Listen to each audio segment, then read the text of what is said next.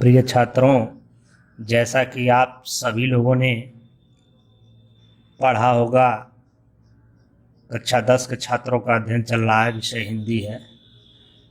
सूरदास जी के पद। सूरदास जी के पदों को हम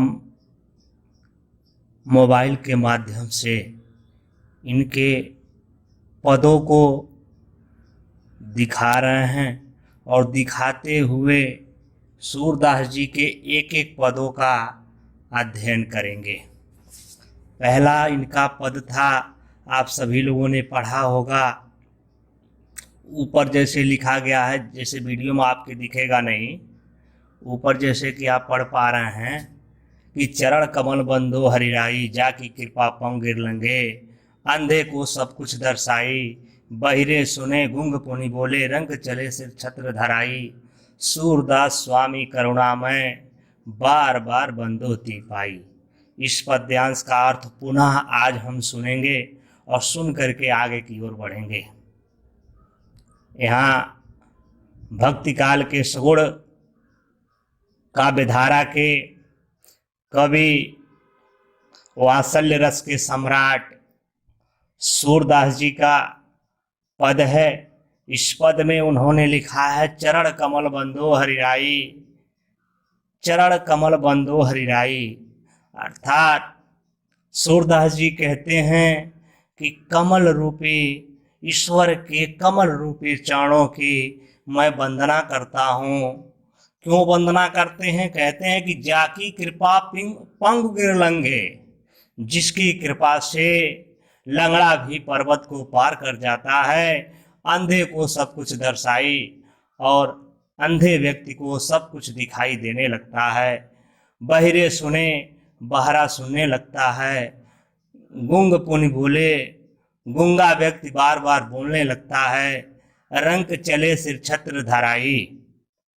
रंग चले सिर छत्र धराई अर्थात भिखारी भी अपने सिर पर मुकुट धारण करके चलने लगता है। सूरदास जी कहते हैं कि उस करुणामयी भगवान कृष्ण की मैं बार बार वंदना करता हूँ। प्रिय छात्रों, इस पद को मैं आप स्क्रीन पर नहीं दिखा पा रहा हूँ क्योंकि ये अध्ययन हो चुका है। पुनः हमने आपको इस वीडियो में बता दिया कि आप इस वीडियो में अर्थात पूर्व ज्ञान से आप जुड़ सकें। तो चलिए, पुनः अगला पद आपके सामने लिखा है, अविगत गति। देखिए वीडियो में साफ दिख नहीं रहा है, मैं दिखाने का प्रयास कर रहा हूं, थोड़ा सा समय लगेगा, 1-2 सेकंड का। देखिए लिखा है, अविगत गति कछु कहत न आवे। अर्थात यहाँ सूरदास जी कहते हैं कि निराकार ब्रह्म की उपासना करना अत्यधिक कठिन है।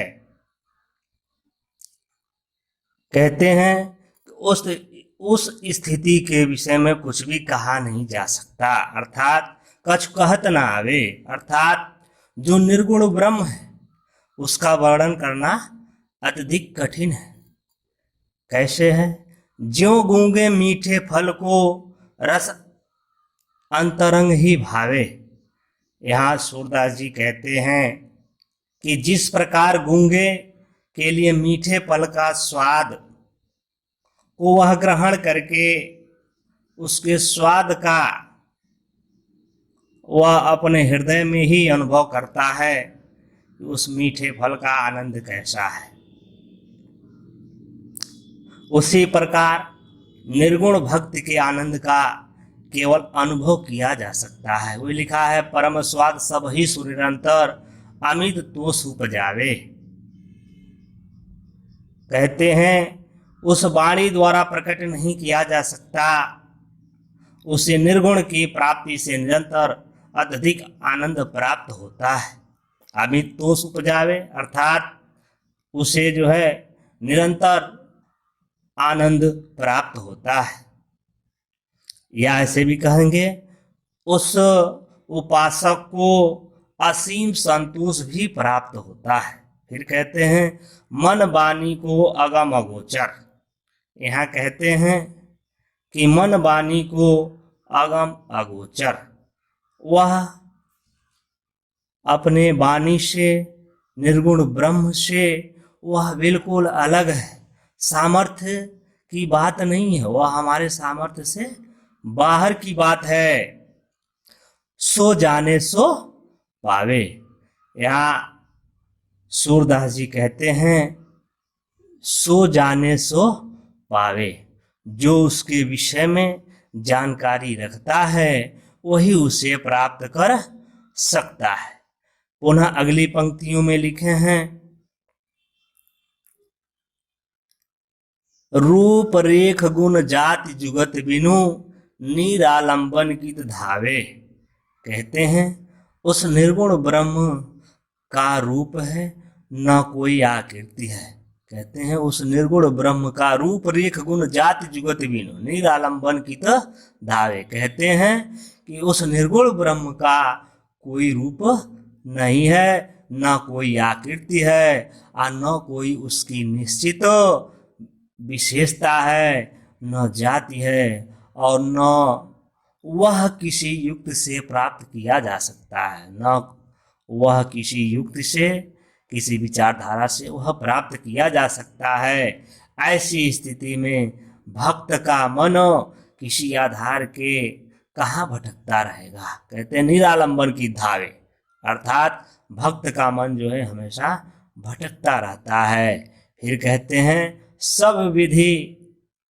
सब विधि अगम विचार ही ताते सूर सगुन पद गावे। इस कारण सूरदास जी सभी प्रकार से विचार करके कहते हैं। और क्या कहते हैं, सूरदास जी ने श्रवण कृष्ण के लीला का पद गान किया है। सूर सगुन पद गावे। सूरदास जी सभी प्रकार से विचार करके भगवान कृष्ण के पदों का गान करते हैं। फिर अगली पंक्तियों में आप देख रहे हैं किलकत कान घुटरुवन आवत, किलकत कान घुटरुवन आवत। इन पंक्तियों को देखिए, यहाँ भगवान कृष्ण जो है नंद के आंगन में खेल रहे हैं, और किस प्रकार से खेल रहे हैं सूरदास जी कहते हैं। देखिए कितने सुंदर वर्णन है यहाँ सूरदास जी का। उनके कृष्ण लीलाओं का वर्णन करते हुए सूरदास जी कहते हैं कि भगवान कृष्ण किलकत कान घुटरुवन आवत, किलकारी मारते हुए अपने घुटनों के बल जो है वह चल रहे हैं, आ रहे हैं। मन में कनक नंद के आंगन, मणियों से जड़ित उस नंद बाबा के आंगन में वे खेल रहे हैं। बिंब पकड़िए धावत, अर्थात अपनी परछाइयों को पकड़ने के लिए वे दौड़ते हैं। फिर जो है आगे लिखा है कबहु निरख हरि आप छाको। लिखा है कबहु निरखी हरि आप छाको करसो पकड़न चाहत। प्रसन्न होकर के यहाँ कहते हैं कभी कभी भगवान हरि मने कृष्ण भगवान प्रसन्न होकर के अपनी ही छाया को पकड़ना चाहते हैं, अपने हाथों से पकड़ना चाहते हैं। किलक की हंसत राजत द्वैदतिया, जब भगवान कृष्ण की बाल रूप का वर्णन चल रहा है बहादुरों, आप किलक की हंसत राजत द्वैदतिया, भगवान कृष्ण जो है जब किलकारी मार करके हंसते हैं तो उनके सामने के दोनों हाथ जो है दिखाई दे रहे हैं, दोनों दांत जो है दिखाई दे रहे हैं। पुनि पुनि तिहि अवगाहत, बार बार जो है पुनि पुनि मुने होता है बहादुरों, बार बार वह जो है अवगाहत आगे की ओर बढ़ते हैं। फिर कहते हैं पकड़ने के लिए बार बार आगे की ओर बढ़ते हैं। कनक भूमि पर करपग छाया, अर्थात मड़ियों से युक्त पृथ्वी पर, कनक मने होता है सोना, भूमि धरती पर, अर्थात भगवान कृष्ण जो है नंद बाबा के आंगन में जो मड़ियों से युक्त भूमि है उस भूमि पर करपग अर्थात पैर और हाथों की छाया को पकड़ने के लिए आगे की ओर दौड़ रहे हैं। पृथ्वी पर कमल के फूलों का आसन बिछा हुआ है। यह उपमा एक राजत इस प्रकार दिखाई दे रहा है कि पृथ्वी पर कमल के फूलों का आसन बिछा हुआ हो। कृष्ण की बाल लीलाओं कहते हैं। फिर अगली पंक्तियां देखिए पढ़ करके। करिकर प्रतिपद प्रतिमन वसुधा कमल बैठकी साजत। फिर अगली पंक्तियां देखेंगे। बाल दशा सुख निरख जसोदा पुन पुन नंद बुलावत।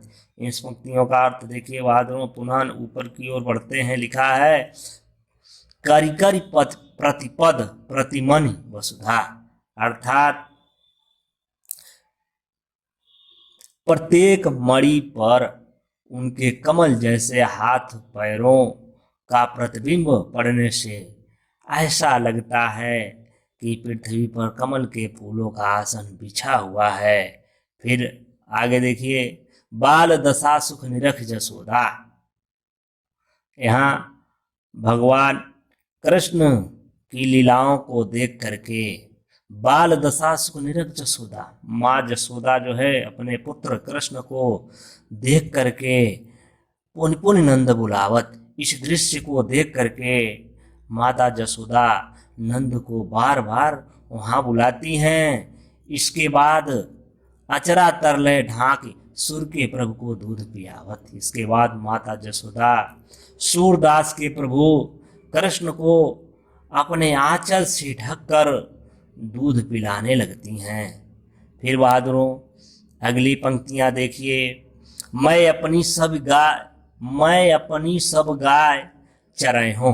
यहाँ भगवान कृष्ण माता जसोदा से कहते हैं कि मैं सब गाय चराए हूँ। मैं अपनी सभी गायों को चराने के लिए जाऊंगा। प्रात होत बाल के संग जय हो तेरे कहे न रहे हो। अर्थात प्रातः काल होते ही मैं सभी ग्वाल बालों के संग साथ जाऊंगा। तेरे कहे न रहे हो। मैं तेरे कहने से घर नहीं रहूंगा। ग्वाल बाल गायन के भीतर न कहूँ डर नहीं लागत। उन ग्वाल बाल मित्रों के साथ रह करके मुझे तनिक भी डर नहीं लगता है। फिर अगली पंक्ति। आज न सो नंद दुहाई, आज न सो नंद दुहाई रह नहीं रहूंगो जागत। यहाँ भगवान कृष्ण कहते हैं कि मैं आज रात भर सोऊंगा नहीं। मैं नंद की दुहाई दे करके कहता हूँ, प्रतिज्ञा करता हूँ कि मैं रात भर सोऊंगा नहीं, रह नहीं रहूंगो जागत। मैं रात भर जागता रहूंगा। और ग्वाल सब गाय चराए हो और ग्वाल सब गाय चराए हो। मैं घर बैठो रहे हो। क्या सभी ग्वाल बाल गाय चराने के लिए जाएंगे और मैं घर बैठा रहूंगा। ये सारी बातें जो है भगवान कृष्ण अपनी माँ यशोदा से कह रहे हैं। सूर श्याम तुम सोई रहो अब प्रात जान मैं दय हो। यहाँ सूरदास जी माता जसोदा के शब्दों में कहते हैं कि हे प्रभु आप विश्राम कीजिए, आराम कीजिए, सो जाइए। प्रातः जान मैं दय हो। प्रातः होते ही आपको मैं जाने दूंगा। बस आज बहादुरों इस वीडियो में इतना ही मैं रहने देता हूँ। पुनः जो है अगले वीडियो में फिर मैं उपस्थित होऊंगा और सुंदर जो है प्रयास करूंगा कि ये जो वीडियो आपको हिल करके मिल रहा है, थोड़ा सा दिक्कत हो रही है, व्यवस्था नहीं है, किसी तरह हाथ से पकड़ करके मैं इस वीडियो को आपके समक्ष रखने का प्रयास कर रहा हूँ। थोड़ा सा त्रुटि हुई है, जिसको आप अपने पुस्तक की सहायता से इन सभी पद्यों का अवलोकन करेंगे। अवलोकन करने के बाद इसके अर्थ को समझेंगे। धन्यवाद।